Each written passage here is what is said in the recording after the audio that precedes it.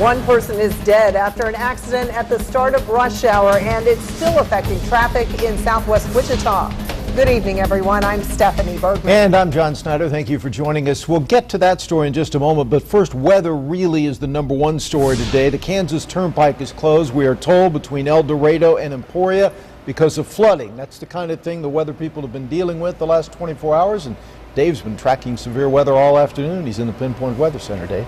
It has been a rough afternoon already, John, Stephanie. I do want to tell you that there is some good news, and that is that we do not have a tornado warning in effect for any of our counties. So the threat for tornadoes, at least momentarily, has ended.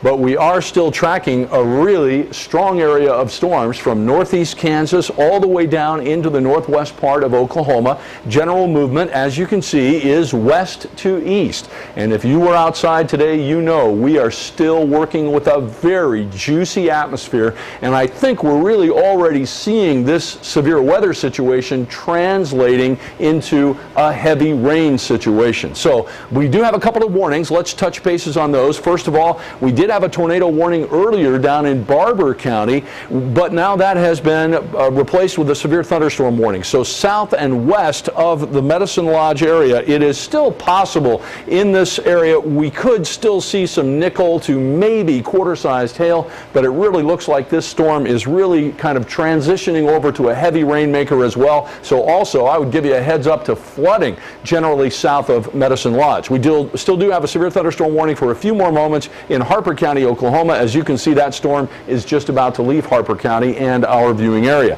Also, a severe thunderstorm warning earlier for Pawnee County has now been allowed to expire. Still could see heavy rain, small hail east of Larned. Now let's come back into central Kansas and talk about our flooding situation. You can see a number of areas with really heavy rain coming down, and some of them are going over ground that is already saturated. So that's our problem.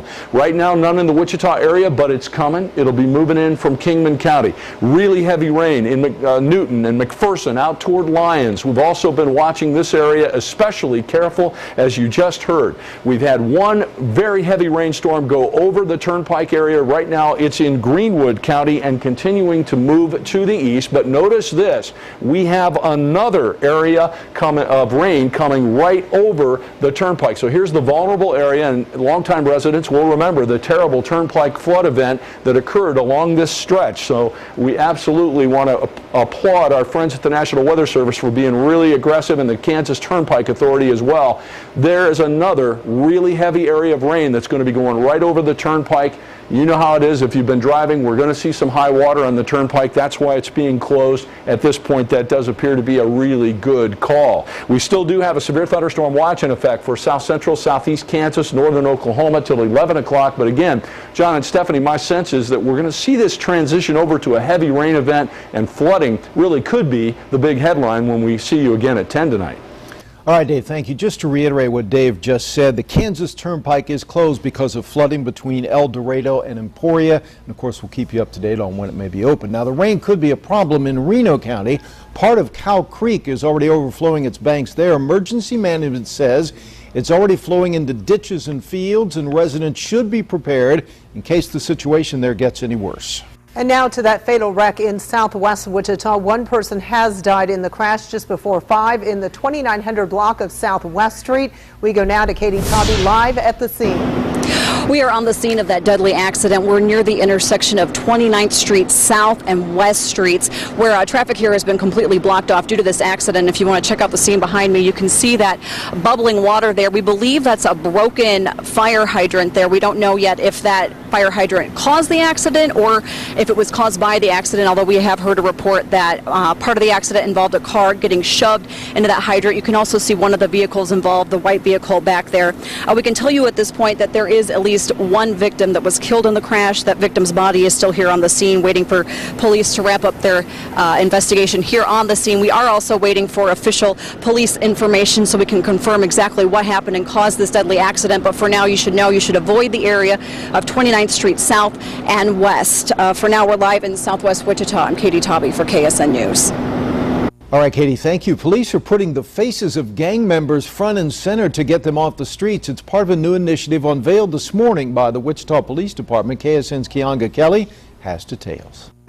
A summer filled with deadly violence has finally led to this. The Wichita Police Department has decided to take a more active and proactive approach in going after some of our wanted criminal street gang members. Turning to different media outlets, including Facebook and Twitter, police now plan to release 2 mugshots a day of people like these guys, Marquel Dean and Trayless Presley. They are 2 of the top 10 most wanted gang members with felony warrants, most considered armed and dangerous. If we put the pressure out, put these faces on TV, in the newspaper, on the internet and social media, what it does is these individuals that normally would be running the streets causing problems are now going to be a little bit more uneasy. This announcement comes after several deadly shootings, including the death of a known gang member shot while walking on East 15th Street last week. And then earlier that week, a quarrel between rival gangs turned into a shooting during a private party at a warehouse on East 11th Street that left 1 dead and several injured. In those 2 cases, the people responsible are still at large. If the public steps up and gives us a hand with some of these individuals, that this program will continue for weeks to come. Again, here are the faces of Marquel Dean and Trayless Presley. We will show them. You can go to our website and check them out. They're considered armed and dangerous, and if you know or have seen either man, you are asked to call Crime Stoppers or the gang unit. Kianga Kelly, KSN News. All right, Kianga, thank you. Now, the toddler swept away in that rain-swollen creek on Friday is improving. The boy and his grandfather were walking along the creek in the 8300 block of East Gilbert when the boy slid down a hill and into the water and was swept away. Minutes later, Wichita police officer Darren Sundquist found the boy submerged, began CPR. He was rushed to the hospital in critical condition.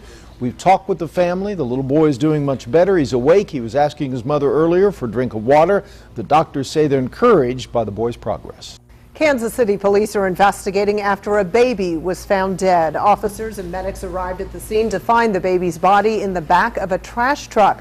Authorities say it's unclear if the baby came from that neighborhood or was dumped there from somewhere else. They are waiting for information about the baby from the medical examiner's office. Right now, the incident is being investigated as a homicide. Bond has been set at $2 million for a Pratt man accused of killing a pregnant woman last week. Authorities arrested 21-year-old Bryant Seba and booked him on suspicion of second-degree murder in the shooting. Investigators say Seba got into an argument with another man in front of an apartment complex last Wednesday night. They say the fight escalated until Seba brought out a rifle. He started shooting, hitting the pregnant woman and another man. Seba will make his first court appearance on August 5th. Still to come here at 6 o'clock, the man who dreamed up the Wild West World theme park is now out of jail. We'll tell you where he is right now. Plus, a Shocker great will be inducted into the Collegiate Basketball Hall of Fame. You're watching